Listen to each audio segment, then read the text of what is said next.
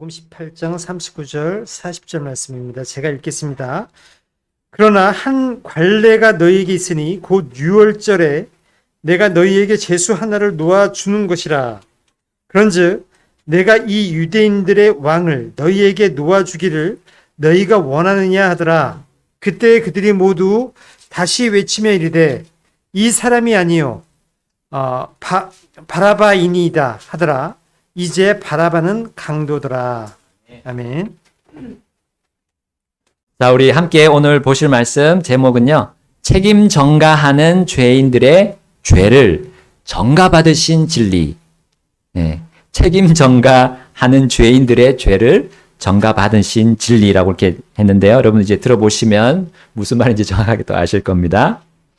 자, 오늘 우리는 책임 전가했던 사람들을 그 면면을 보고자 합니다. 먼저 우리 로마 총독이었던 빌라도를 한번 봅시다. 자, 로마 총독은 어떤 사람이었습니까? 로마의 총독이라고 하면 그 황제의 일을 대신 대행하는 지위에 있었습니다. 그러므로 이제 문무를 두루 갖추고 있었겠죠? 그리고 지도력, 통솔력, 그런 걸 모두 갖추고 있었음이 틀림없습니다. 자, 그러나 이 대로마 제국의 출중한 인물인 이 본디오 빌라도는 예수에 대한 재판을 하면서 이 자신의 한계를 느끼지 않았을까 생각합니다. 네. 그리고 자신의 앙숙이면서 원수인 이 사분영주 헤롯 안티파스에게 이 자신의 책임을 전가하는 장면이 오늘 나옵니다. 자, 물론 오늘 본문에는 나오지 않는데요. 우리 오늘 38절과 39절 사이에 그 있었던 일을 우리 누가복음에서 볼 수 있어요. 누가복음 23장 6절부터 7절 한번 보겠습니다. 빌라도가 갈릴리라는 말을 듣고 그 사람 예수님입니다. 그 사람이 갈릴리 사람인지 묻더라. 자, 7절 함께 읽겠습니다. 이에 그가 그분께서 헤롯의 관할에 속한 것을 알고 곧바로 그분을 헤롯에게 보내니 그때 헤롯 자신도 예루살렘에 있더라. 아멘. 자, 빌라도는 예수님이 갈릴리에 속한 자로 이제 들었고 때마침 그 예루살렘에 이 헤롯 안티파스가 와 있음을 알게 되었어요. 자, 그리고 이게 매우 골치 아픈 이 재판을 헤롯에게 이제 돌립니다. 자, 헤롯이 예수님을 처음에 보았을 때 그 첫 반응이 또 그 밑에 줄에 나옵니다. 밑에 구절에 나오는데요. 예상외로 몹시 반가워했다고 나옵니다. 8절 보시게 되면. 자, 근데 어떤 일로 이 헤롯이 예루살렘에 와 있는지 모르지만 결코 예수님이 자신에게 온 것을 귀찮아하지 않았어요. 자신의 원수인 빌라도가 보냈음에도 귀찮아하지 않았습니다. 물론 그 이유는 그가 예수님을 구주로 믿었기 때문은 아니었어요. 자, 여기 우리 8절 한번 보겠습니다. 헤롯이 예수님을 보고 몹시 반가워하였으니 이는 그가 그분에 대해 많은 것을 들었으므로 그가 오랫동안 그분을 보기를 원하였고 또 그분께서 행하시는 어떤 기적을 보기를 바랐기 때문이더라. 자, 헤롯 역시 예수님을 진리로 받아들이지 않는 그 사람들의 원함을 가지고 있었어요. 그는 소문으로만 듣던 그분의 기적을 한번 보고 하나의 즐길거리로 삼으려고 하지 않았을까요? 자, 그러나 헤롯이 예수님의 기적을 보려고 그분께 많은 말로 물었습니다. 그러나 예수님은 아무 말도 하지 않으셨어요. 왜냐하면 그분의 왕국은 예수님의 왕국, 이 하나님의 왕국은 이 세상에 속하지 않았기 때문입니다.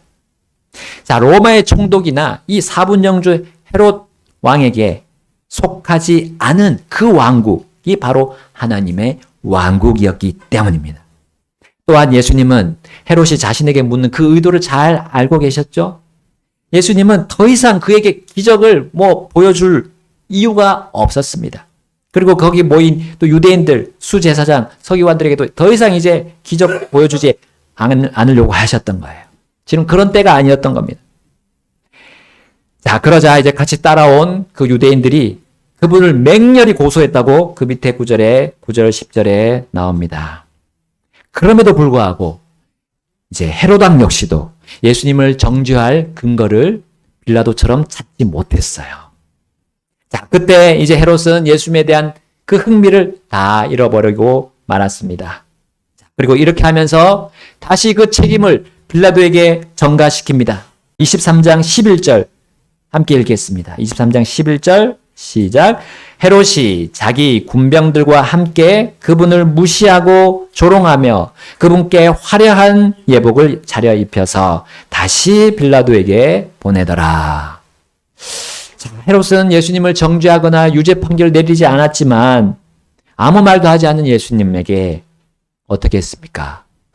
무시했어요. 조롱했어요. 그런 의미의 화려한 예복을 예수님께 입혔던 거예요. 이것은 또한 예수님께 자신의 그 책임을, 자신의 그 지금 제대로 판결을 내리지 못한 것에 대해서 예수님께 뒤집어 엎는 거였어요. 이것은 유대인들에게 이득이 될 만한 것을 자신이 하지 못했거든요. 그래서 예수님께 지금 인신공격하는 겁니다. 자신이 무능한 왕으로 비춰지지 않으려고 유대인들의 환심을 사는 거죠. 대중에게 호감과 인기를 얻기 위해서 예수님을 희생시키며 책임 전가한 이 헤롯 왕을 우리는 볼 수 있습니다. 자, 이런 면에 있어서 빌라도 역시 마찬가지였습니다. 그는 예수님에 대한 첫 번째 판결을 무죄로 내렸지만, 자, 그 다음에 어떻게 했습니까? 유대인들의 선동으로 인해서 그 첫 판결을 유보하고 말았어요. 자, 그것이 우리 누가복음 23장 4절, 5절 그 앞에서 나왔었습니다. 자, 헤롯에게 보내기 전에 그가 이런 일이 있었던 거죠. 그에게. 자, 4절. 그러자 빌라도가 수제사장들과 백성에게 이르되 나는 이 사람에게서 아무 잘못도 찾지 못하노라 하더라. 이에 그들이 더욱 사나워져 이르되 그가 갈릴리에서부터 시작하여 이곳까지 모든 유대인 거주지에서 두루 가르치며 백성을 선동하나이다 하더라. 자, 이 말에 바로 빌라도는 당했어요. 두려움을 느끼고 헤롯에게 책임 전가했던 겁니다. 예수님은 결코 유대 백성들을 선동하지 않았죠. 오히려 선동이라는 단어를 이 예수님께 뒤집어 쓰게 한 이 유대 백성들이 빌라도를 선동하고 있었던 겁니다. 자신들의 책임 다 또 예수님께 뒤집어 쓰는 거죠. 자신들의 죄의 과오를 예수님께 뒤집어 쓰게 하는 일을 하고 있었어요. 사실 유대 종교 지도자들의 그 공회인 산헤드린 공회는 예수님에 대한 유죄 판결을 내리지 못하자 이제 그 책임을 로마에게 전가했던 겁니다. 그리고 그들은 계속 따라다니면서 그 책임을 로마 총독 빌라도에게, 심지어 헤롯 왕에게도 계속 전가시키고 있었던 겁니다. 그러므로 그들은 서로 간에 또 책임을 전가하면서 싸우고 있는 듯 보이지만, 그러면서 그들은 서로 원수지간으로 보이지만, 자, 성경은 오늘 누가복음 23장 12절에는 어떻게 평가하고 있습니까? 그들이 지금 어떻게 됐습니까? 다 같이 우리 12절 읽겠습니다. 시작. 이에 그날 빌라도와 헤롯이 함께 친구가 되었더니 이는 전에 그들이 서로 원수지간이었기 때문이더라. 아멘. 이 원수가 친구가 될 수도 있네요. 네. 그러면서 또 계속 싸우는 겁니다, 그들은. 자, 이게 바로 현 세상의 실체를 보여주는 겁니다. 원수가 됐다가 친구가 됐다가 원수 됐다가 친구 됐다. 여러분, 이게 동서고금 막론하고 우리 권력자들, 정치계를 보게 되면 서로 어떻게 합니까? 다투죠. 권력을 누가 더 많이 얻느냐. 서로 이제 책임 전가도 합니다. 항상 그리고 먼저 상대방이 법에 어긋나지 않은지 항상 자신을 안 살펴보고 다른 사람을 살펴보죠. 그래서 넘어뜨리려고 합니다. 근데 혹시 찾아봐도 나오지 않으면 이제 그 다음 단계는 인신공격이죠. 인신공격합니다. 그러나 참으로 놀랍게도 그 원수들이 이 하나님 진리에 대해서는 하나가 된다는 사실이에요. 어제 원수였는데 오늘 친구가 됩니다. 이 진리의 말씀을 향해서는 함께 원수가 되는 게 이 세상의 모습이에요. 함께 손을 잡습니다. 이 진리이신 예수님을 그냥 단지 위인들 중에 하나. 근데 그 위인들도 다 죄인들 아닙니까? 예수님을 죄인들 안에다가 넣는 거예요. 4대 성인들 안에 넣지만 그 사람들이 전부 다 죄인들인데요. 여러분, 예수님이 구주이시고 진리심을 믿지 않는 일에 이 세상은 한 목소리를 낸다는 사실입니다. 책임 전가하는 원수이면서도 또 친구가 되는 그들, 참 기묘한 이 세상의 모습, 모순적인 모습이지만 실존하고 있다는 사실이에요. 자, 예수님은 이러한 세상과 함께 몫을 나누려고 하셨을까요? 하시지 않음이 매우 당연하십니다. 그분은 진리이시기 때문이에요. 이 세상은 비진리로 늘 나아갑니다. 그들의 갈망과 욕망은 오직 죄의 책임을 전가하는 일로 나아갑니다. 결코 그들은 의를 전가하는 하나님의 왕국을 구하지 않습니다. 얼마 가지 못하고 없어질 이 세상 왕국과 그 권력과 부와 명예의 목을 맬 뿐입니다.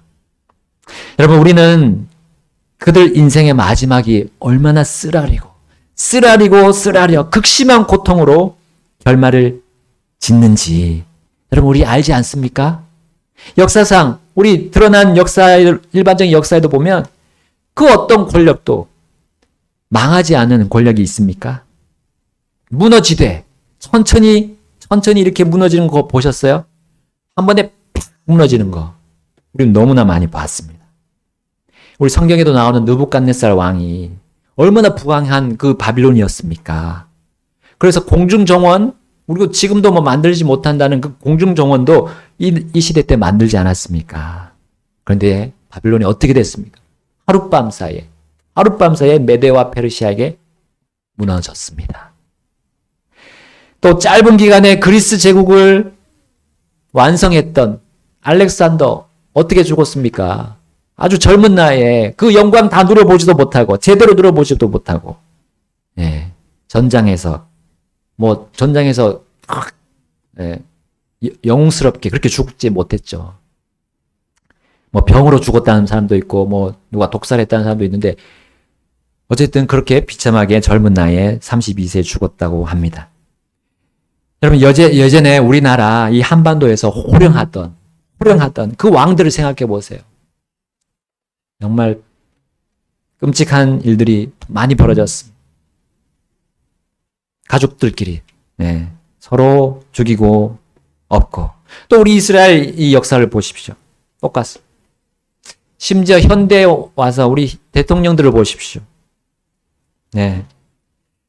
여러분, 그들은 책임 전가하면서 권력을 유지하려고 합니다. 자신은 아무 잘못 없다고 떠듭니다. 그러나 하나님은 그것에 대한 정당한 보응을 내리십니다. 내려오셨고요. 계속 그렇게 하실 거예요. 자, 이제 권력자든 또 우리 일반 사람이든 이 책임 전가하는 죄의 버릇은 똑같습니다. 우리에게도 똑같이 일어납니다. 가룟 사람 유다도 그러했습니다. 그로 인한 그 책임 전가로 인한 이 가룟 유다의 그 책임 전가로 인한 최후가 마태복음에도 잘 나와 있어요. 우리 오늘 요한복음에는 그 가룟 사람 유다가 배반한 장면만 나오지만 우리 마태복음 잘 나와 있어요. 마태복음 27장으로 가보겠습니다. 27장 3절 4절 우리 함께 읽겠습니다. 그때에 그분을 배반하여 넘긴 유다가 그분께서 정죄받으신 것을 보고 스스로 후회하여 은전 30개를 수제사장들과 장로들에게 도로 갖다 주며 이르되 내가 무죄한 피를 배반하여 넘김으로 죄를 지었노라 하더라. 유다가 예수님을 배반하고 그 받은 은전 30개를 도로 이제 종교 지도자들에게 갖다 줄 때 그는 양심이 찔렸어요. 그는 예수님이 죄가 없음에도 이 대제사장의 관저에서 악랄한 그 재판으로 인해서 예수님이 정죄받는 것을 보았어요. 뭔가 이거 잘못된 거 유다도 알았습니다. 그는 자신이 얻으려 했던 돈으로 인해서 자신 역시도 종교 지도자들의 그 불법적인 재판에 함께 가담했다는 것을 깨달았어요. 그런데 그가 회개를 이제 선택해야 되는데 회개를 선택하지 않고 바로 책임 전가를 선택합니다. 유다의 말과 행동에 우리 수제사장들과 장로들이 어떻게 이제 반응하는지 보십시오. 4절 하반절, 우리 27장 4절 하반절에 이에 그들이 이르되 그것이 우리와 무슨 상관이 있느냐, 내가 그것과 상관하라 하더라. 여러분, 유다는 자신이 죄를 지었음을 인정했어요. 알았어요. 그러나 그 죄의 원인과 이유, 그것이 바로 저기 수제사장들, 장로들에게도 있다고 하면서 책임 전가를 하고 말았어요. 죄를 전가한 거죠. 그래서 다시 그 돈을, 그 죄의 원흉이 된 그 돈을 돌려주는 장면 우리 여기서 볼 수 있습니다.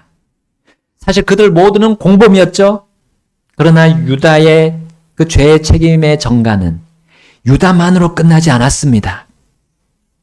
수제사장들과 장로들 역시 유다와 똑같이 유다에게 이렇게 말했잖아요. 그것이 우리와 무슨 상관이 있느냐? 내가 그것과 상관하라. 자, 이 말은 유다에게 그 모든 죄의 책임을 전가하는 말이었던 겁니다. 유다는 돈을 사랑하여 돈을 얻기 위한 욕심으로 예수님을 팔았습니다. 그리고 자신이 그 돈을 사랑한 그 죄인임을, 자신이 죄를 범한 그 죄인임을 알았지만 그 죄를 전가할 목적으로 다시 그 돈을 지금 사용하는 거죠. 죄의 책임을 다른 이에게 돌리면 여러분, 하나님께서 용서하실까요? 용서하지 않으시죠. 그는 회개하지 않았습니다. 죄 용서 받지 못했습니다. 그리고 그는 어떻게 합니까? 그의 마지막 결론은 5절입니다. 바로 책임 전가의 결론이 이와 같습니다. 5절 말씀 함께 읽겠습니다. 이에 그가 은전들을 성전에 내던지고 떠나가서 스스로 목을 메었더라. 가룟 사람 유다의 생애는 돈을 사랑함이 그 모든 악의 뿌리라는 거 잘 보여주는 예입니다. 그의 인생은 죄악이 어떻게 또한 퍼져나가는지를 잘 보여줍니다. 악이 퍼져가는 그 과정에 항상 책임 전가가 들어있다는 사실을 보여줍니다. 나의 범죄, 나의 죄책감을, 그리고 그 원인을 다른 사람에게 돌린다는 거죠. 다른 사람이 원인이었다고 하면서 돌립니다. 그러면 그 사람은 회개하지 못합니다. 결코 그런 마음을 가지고 회개할 수 없어요. 그리고 하나님의 용서를 받지 못합니다. 그리고 그 사람의 끝은 비참한 멸망임을 우리는 여기서 볼 수 있습니다. 자, 이 일은 예수님이 사내들인 공회가 이 빌라도에게 책임 전가한 뒤에 곧바로 일어났던 일이에요. 책임 전가의 이 죄악이 얼마나 급속도로 퍼져나갑니까? 그리고 가룟 유다는 그 모든 생명체들이 잠에서 깨어나는 그 생명력이 넘치는 아침인데도 불구하고 그는 그 책임 전가로 인해서 멸망하고 말았어요. 그 누구도 유다를 깨우지 못한 그 아침이었던 겁니다. 이제 책임 전가의 공범인 이 수제사장들은 그 돈이 얼마나 죄가 들어있는 그 건지 그들은 표현합니다. 뭐라고 표현합니까? 그 돈을 핏값이라고 했어요. 핏값. 그래서 그것을 성전에다 두면 안 된다 하면서 그 돈을 이제 처리하는 장면이 그 다음 27장, 마태복음 27장 6절 8절에 나옵니다. 자, 6절에 이렇게 나옵니다. 이 예수 제사장들이 그 은전을 거두며 이르되 그것들은 성전고에 넣어두는 것은 율법에 어긋나니 이는 그것이 핏값이기 때문이라 하더라. 그리고 그들이 의논한 뒤에 나그네들을 장사하기 위해 그것들로 토기장이의 밭을 샀더라. 그런즉 이날까지 그 밭이 피밭이라 불리더라. 여러분, 그러나 그들이 그 돈을 핏값이라고 부르면서 더러워한 이유는 하나님의 그 거룩함과는 또한 거리가 먼 거예요. 여러분, 권력을 비롯해서 돈과 명예를 향해서 탐욕스러웠던 그들은 끝까지 유다에게 자신들의 죄의 책임을 전가하기 위해 그 돈을 핏값이라 불렀던 겁니다. 그리고 그 돈으로 산 밭을 피밭이라고 불렀던 거예요. 그러나 그들의 책임 전가는 하나님의 말씀에 덧붙이는 더 큰 죄악으로 당했다는 사실 여러분 아십니까? 자, 9절부터 10절 보세요. 거기 그 토기장의 밭을 산다는 거 이미 예언이 되어 있었습니다. 자, 9절 10절 이에 예언자 예레미야를 통해 말씀하신 것이 성취되었으니 일렀으되 그들이 값을 매긴 자의 가격 곧 이스라엘 자손에 속한 자들이 값을 매긴 자의 가격인 은전 30개를 취하여 그것들을 토기장의 밭값으로 주었으니 주께서 내게 정하신 것과 같으니라 하였느니라. 여러분, 가룟 사람 유다와 그들 간에 있었던 이 유대 지도자들 간에 있었던 그 일로 바로 이 예레미야에게 주신 말씀이 예언이 성취되었던 겁니다. 그러나 그들은 이 예언의 말씀들에 핏값이라는 말을 더하면서 자신들이 유죄의 힘을 그들 스스로 더욱 확실히 드러냈던 거예요. 여러분, 이 사실에 대해서 그들은 알았을까요? 자신들이 그 예언을 이루는 사람들인 줄 알았을까요? 책임 전가하는 사람들은 여러분 하나님의 말씀들에 더하고 빼는 일로 연결되는 것을 모르고 그렇게 행동합니다. 하나님의 말씀을 거부하는 일로 연결되는 것이 이 책임 전가라는 거 모르고 다른 사람에게 그렇게 전가합니다. 그리고 결국 돌이킬 수 없는 지경으로 스스로를 몰아간다는 거. 그럼 우리는 이 장면들을 통해서 기억해야 합니다. 여러분, 어떤 책임 전가도 결국 멸망으로 향하는 겁니다. 왜냐하면 진리를 거부하는 일이 바로 그 책임 전가하는 일이기 때문이에요. 여러분, 요즘에 어떤 말이 있냐면 내 책임 아니다. 뇌 책임이다. 이 사람들에게도 돌리는 게 이제 양심이 찔리니까 나에게 돌리긴 하는데 이 나의 장기 중에 하나 이 뇌, 이게 말이 됩니까? 뭐 뇌 과학이 이렇게 막 이렇게 성장했다고 하지만 여러분 사람이 뇌를 얼마나 압니까? 이 자신의 혼이 있다는 거, 자신의 이 양심은 있다는 걸 끝까지 거부하는 거죠. 진리를 거부하는 일이 책임 전가하는 일이기 때문에 이런 일이 벌어지는 겁니다. 이 세상의 모습이 이렇습니다. 이 육신의 모습이 이렇습니다. 우리 육신이 얼마나 완고하고 완악한지요. 나의 잘못을 인정하지 않는 것. 이것은 바로 뇌를 만드신 하나님께 책임 돌리는 거 아닙니까? 뇌 책임은 하나님께 책임 돌리는 거예요. 이 인간의 얼마나 큰 교만입니까? 잠언에 말씀합니다. 멸망에 앞서 교만이 있느니라. 멸망에 앞서서 항상 교만이 있다는 거예요. 책임 전가는 교만을 불러올 겁니다. 자, 이제 예수님 주위에 있었던 이런 책임 전가, 서로 책임 전가하고 비참한 결과를 만들어냈던 이 일로 인해서 예수님은 피폐해졌을 지셨을 겁니까? 지셨나요?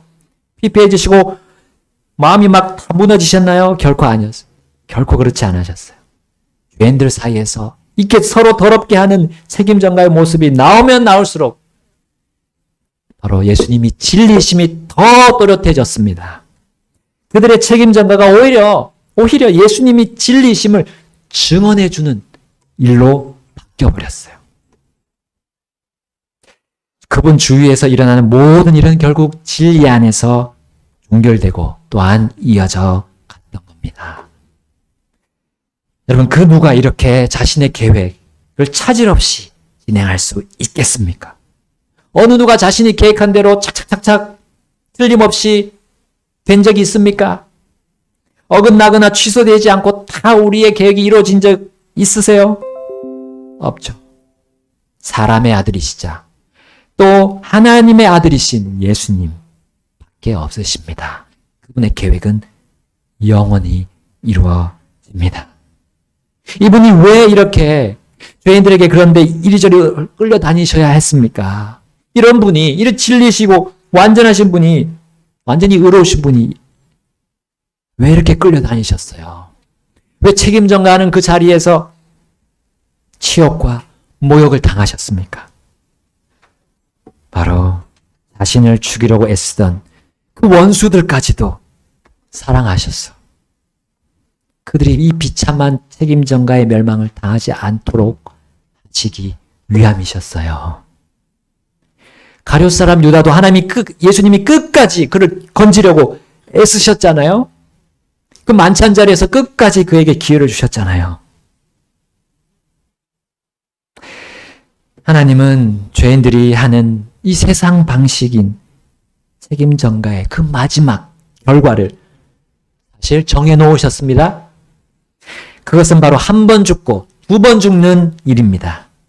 히브리서 9장 27절 이렇게 나옵니다. 상반절에 한 번 죽는 것은 사람들에게 정해진 것이요.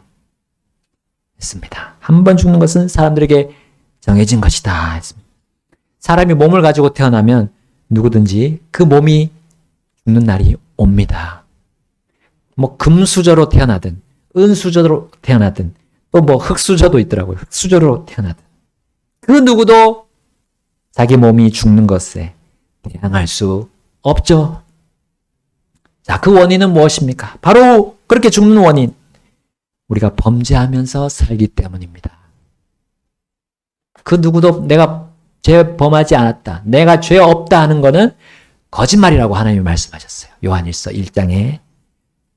그 하나님의 자녀에게 말씀하신 거예요. 구원받은 사람들에게도 네가 죄가 없다 그러면 너 거짓말쟁이다 하셨어요. 우리 언제든지 죄를 범할 수 있는, 그 죄를 범하면서 살아온 우리 지난 날이라는 사실이에요. 그것 때문에 우리가 몸이 죽는 겁니다. 또한 노화와 질병들 그리고 수많은 종류의 사고들로 사람의 몸은 죽기 마련입니다. 여러분, 이것이 진리이신 예수님을 믿든지 안 믿든지 그 누구든지 겪는 첫 번째 죽음이라는 사실이에요. 그러나 하나님께서는 그 몸의 죽음, 그 첫 번째 사망 이후에 반드시 심판을 하신다고 또한 정하셨어요. 히브리서 9장 27절 하반절입니다. 이것 뒤에는 심판이 있느니라. 한 번 죽는 것은 사람들에게 정해진 것이요.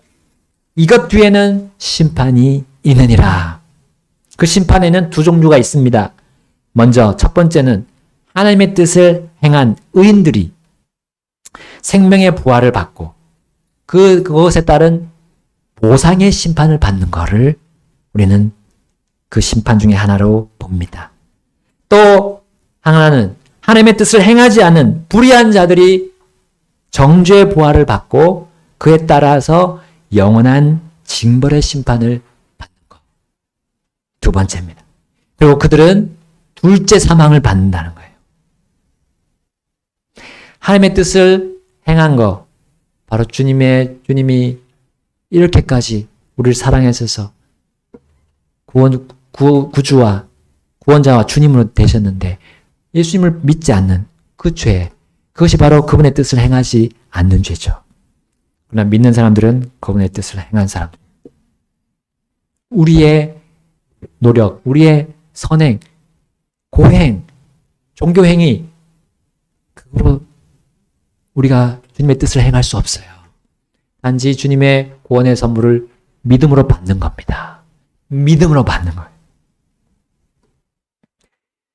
이 심판을 집행하시는 분은, 이 모든 심판을 집행하시는 분은 약 2000년 전에 십자가를 지고 갈보리 언덕에 올라가셔서 그 십자가를 못이 박힌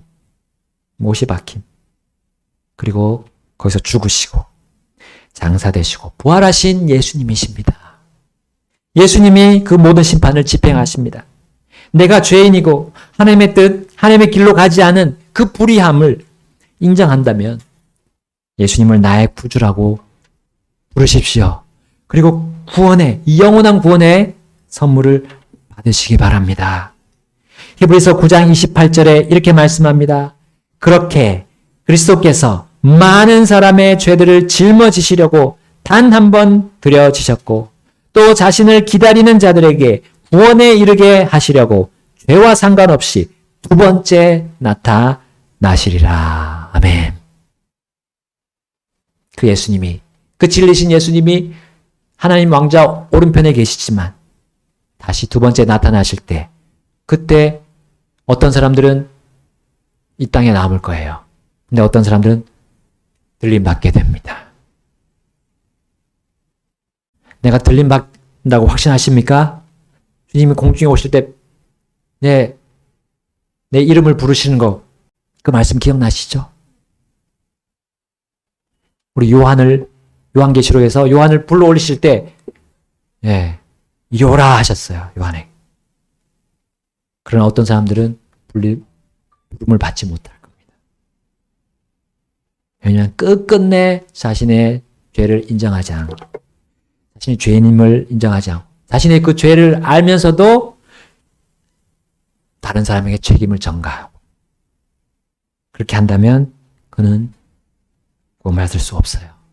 어떤 사람들은 아담이 왜 죄를 범해서 내가 죄인이 됐냐 하면서 책임 전가합니다. 그러나 지금 당사자 자신은 자신 속에 죄가 있거든요. 범죄하고 있거든요. 인정하지 않는 거예요.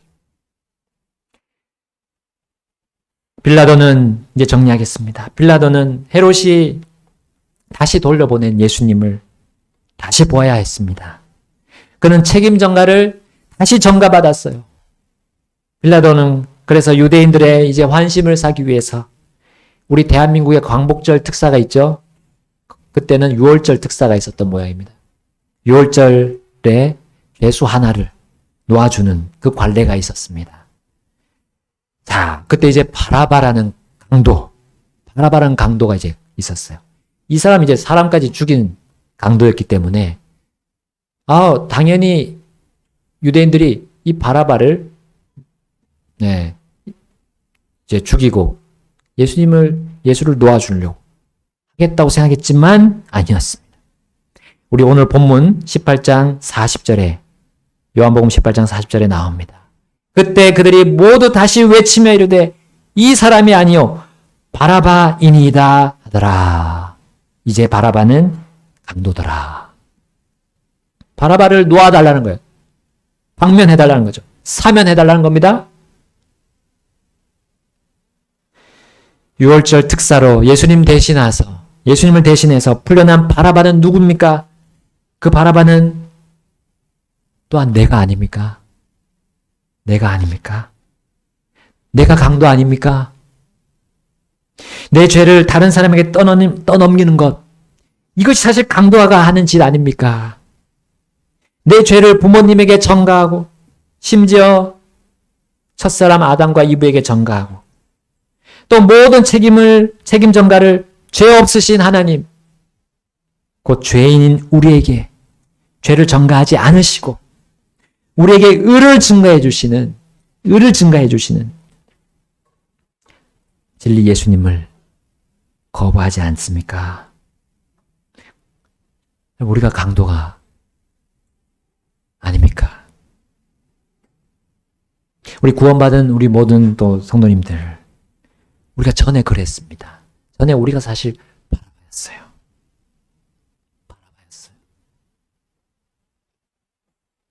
그러나 이제는 나를 대신해서 예수님이 대신 죽으신 것 압니다. 믿습니다.